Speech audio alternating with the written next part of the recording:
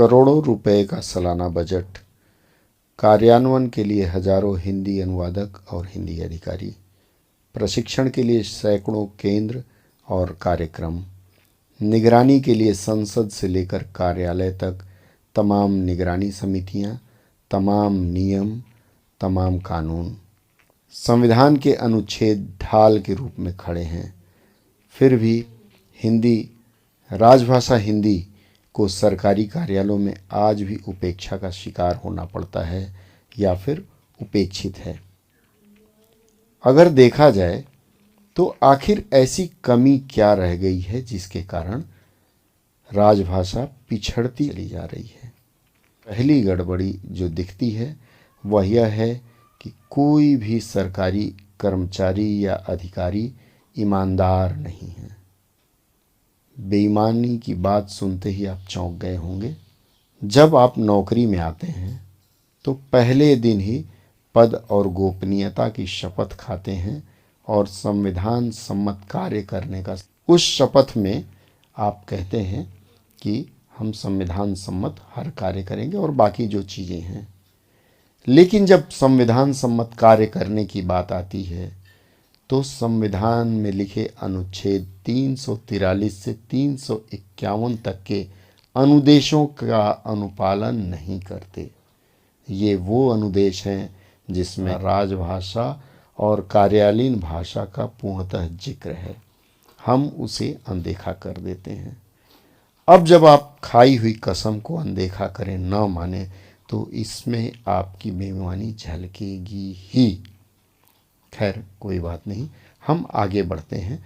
यह था पहला कारण। दूसरा सबसे बड़ा कारण है कार्यान्वयन के नाम पर हम उल्टी गंगा बहाते आ रहे हैं।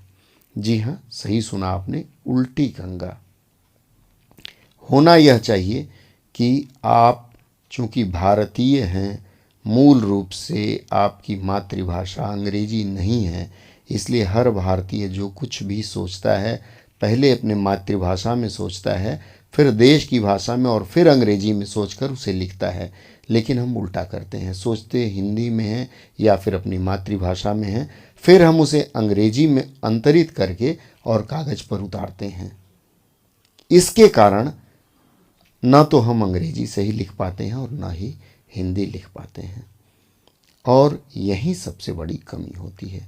होना यह चाहिए कि हम अपनी मातृभाषा में सोचें, उसे हिंदी में सोचें और फिर उसे हिंदी में लिखें। अर्थात जो संविधान की मूल भावना है वह भी कहती है कि आप कोई भी पत्र शुरुआत करेंगे हिंदी में लिख करके और फिर बाद में उसका अंग्रेजी अनुवाद करेंगे। लेकिन होता क्या है, हम अंग्रेजी में लिखते हैं और उसका हिंदी अनुवाद कराते हैं।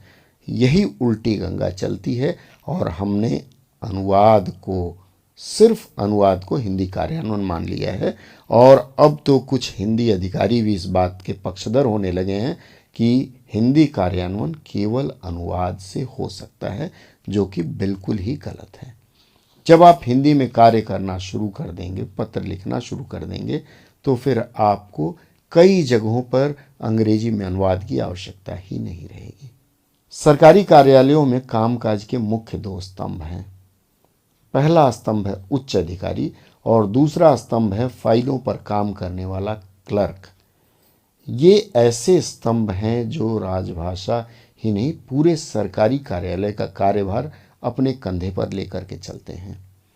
यदि ये दोनों स्तंभ यह ठान लें कि राजभाषा कार्यान्वयन का काम हम करेंगे ही, अधिकारी ठान ले कि हिंदी में हस्ताक्षर करेंगे, हिंदी में पत्र जारी होगा, यह देखेंगे, और फाइलों पे काम करने वाला क्लर्क यह निर्धारित कर ले कि नहीं, मैं फाइलों पे हिंदी में ही काम करूँगा, तो आप देखेंगे कि हिंदी में कार्यान्वयन की पटरी चल पड़ेगी, उसकी गाड़ी चल पड़ेगी। क्या लगता है आपको कि अधिकारी कभी मानेंगे? नहीं मानेंगे, एकदम सच कहते हैं। लेकिन जो अधिकारी यह बात समझ जाएंगे कि उन्होंने संविधान का कसम खाया है और उन्हें अपनी ईमानदारी दिखानी है, वे जरूर मेरी बात मानेंगे। और अधिकारी मान गए, फाइलों में काम करने वाले कर्मचारी मान गए, तो हिंदी कार्यान्वयन का कार्य शुरू हो जाएगा।